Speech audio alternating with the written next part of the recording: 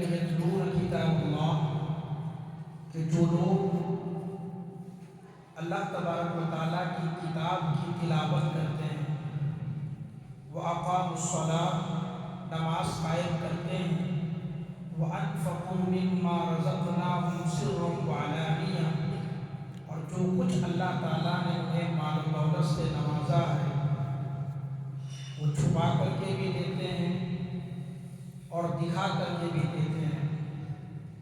یرجون تجارت لن تبور، وہ ایسی تجارت کے امیدوار ہے جس میں کبھی نقصان نہیں ہو سکتا۔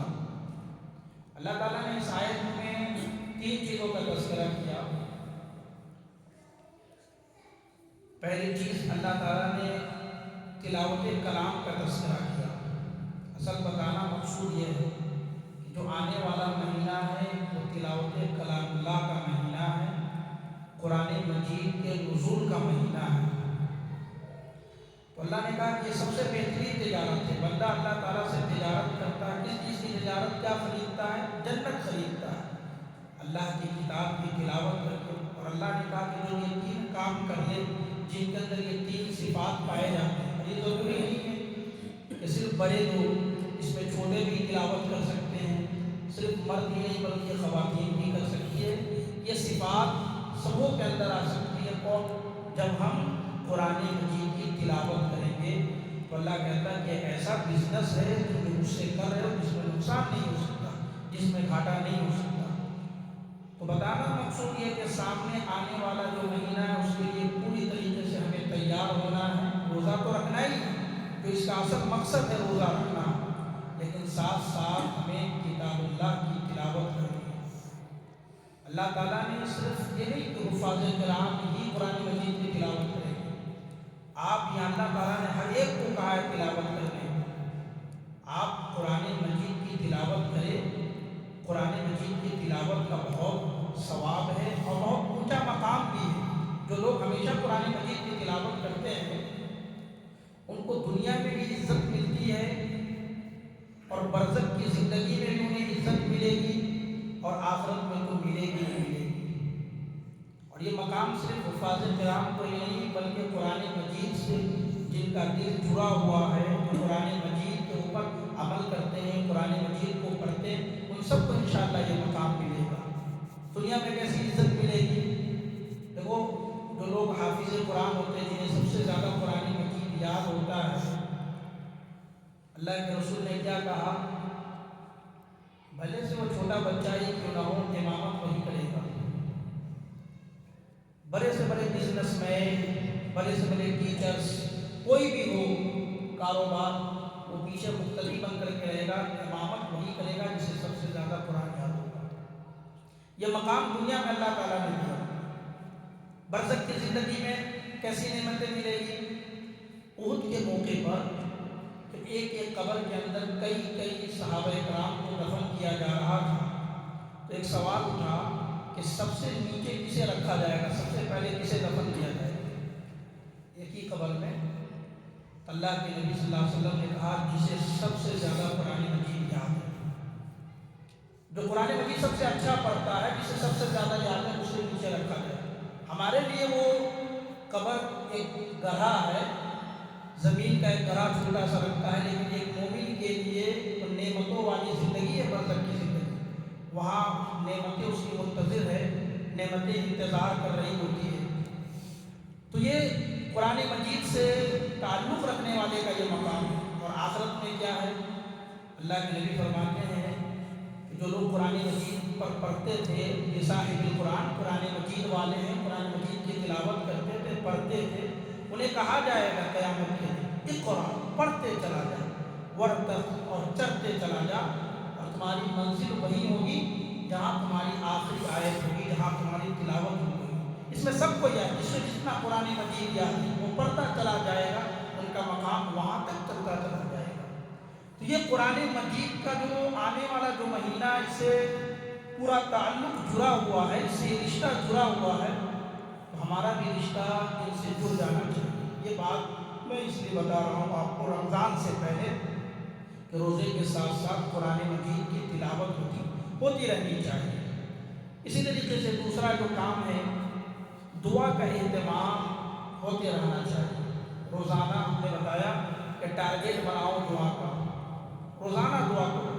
5 نماز کی پابندی کرتے ہیں، رمضان المبارک کے مہینے میں بھی یہ موقع ملے گا، نماز کی ہم پابندی کرتے ہیں تو اذان ہوتے ہی مسجد میں آؤ، اذان اور اقامت کے درمیان دعا قبول ہوتی ہے۔ اب 11 مہینے تو ہم 2 رکعت چھوڑ کر کے، 1 رکعت چھوڑ کر کے اور ٹائم سے آتے ہیں۔ اگر 8-10 کی جماعت ہو رہی ہے جیسا تو ہم 8-10 سے گھر سے شروع ہوتے ہیں۔ اگر آپ چاہتے ہیں کہ ہماری دعا قبول ہو جائے، ہر دن ایک دعا، ہر وقت میں، ہر 5 وقت میں آپ ایک دعا لے کر جاؤ مسجد میں، اللہ سے آج ہمیں یہ مانگنا ہے، تو اذان اور اقامت کے درمیان دعا کا اہتمام کرو۔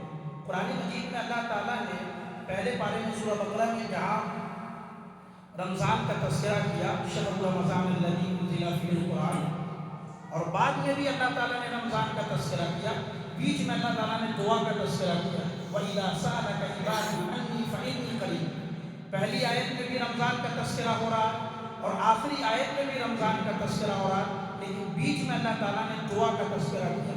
اسے کیا پتہ لگتا ہے؟ علم کہتے ہیں کہ رمضان کا مہینہ دعاؤں کا بھی مہینہ ہے۔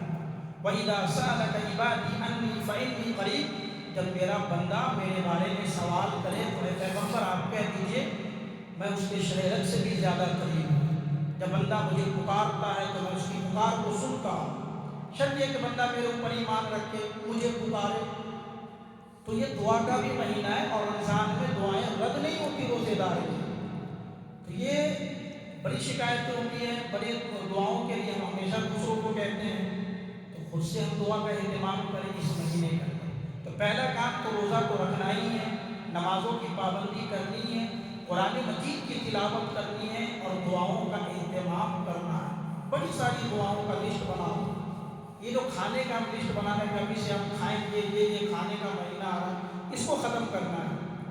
یہ چلا آ رہا ہے کھانے کا مہینہ، عبادت میں جی لگائے۔ ابھی بھی دیکھ رہے ہیں لوگ غفلت کے شکار ہیں، ابھی بھی نمازوں کی پابندی نہیں ہو پا رہی، غفلت کے شکار ہیں۔ ہمیشہ کی طرح نماز کے جیسے ختم ہوتی ہے، امام صاحب سلام پھیرتے ہیں، بس یہ سبحان اللہ سبحان اللہ، یہ صحیح سے بول بھی نہیں پاتے، یہ سب چلتی رہتی ہے، یعنی صحیح سے اللہ کا نام بھی نہیں لیا جاتا۔ اتنا بھی وقت نہیں ہے جو ہم تسبیح کے کلمات پڑھتے ہیں اس میں صاف لفظوں میں اللہ کا نام آ جائے، سبحان اللہ سبحان اللہ سبحان اللہ۔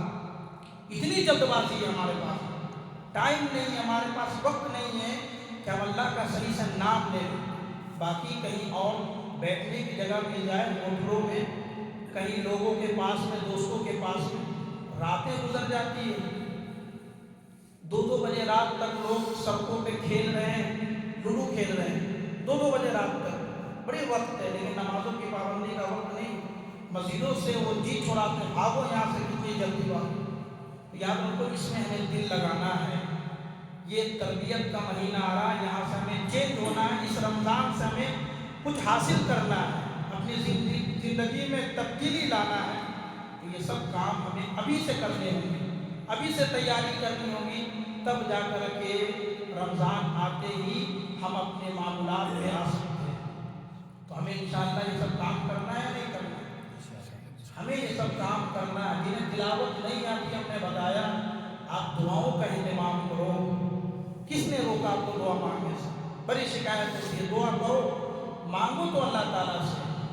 رمضان میں ہر وقت اللہ تبارک و تعالیٰ آپ کی دعا قبول کرنے کو تیار ہے۔ روزے دار بھوکے پیاسے رہ کر کے اللہ کو پکارتا، اللہ اور خوش ہوتا ہے کہ بندہ روزہ ہے، آئے بھوک پیاس کی تپش میں ہے اور اس کے باوجود مجھ سے دعا کر رہا ہے۔ ہمیں دعاؤں کا بھی اہتمام کرنا ہے، قرآن مجید کی تلاوت کرنی ہے، نمازوں کی پابندی کرنی ہے، سنتوں کا اہتمام کرنا ہے اور غلط چیزوں سے رک جانا ہے۔ پہلے بتایا تھا کہ سوشل میڈیا سے بالکل رک جائے، ہو سکے تو ڈیلیٹ کر دیجیے، انٹرنیٹ کا ریچارج ہی مت کرائیے اگر ختم ہو رہا ہے تو۔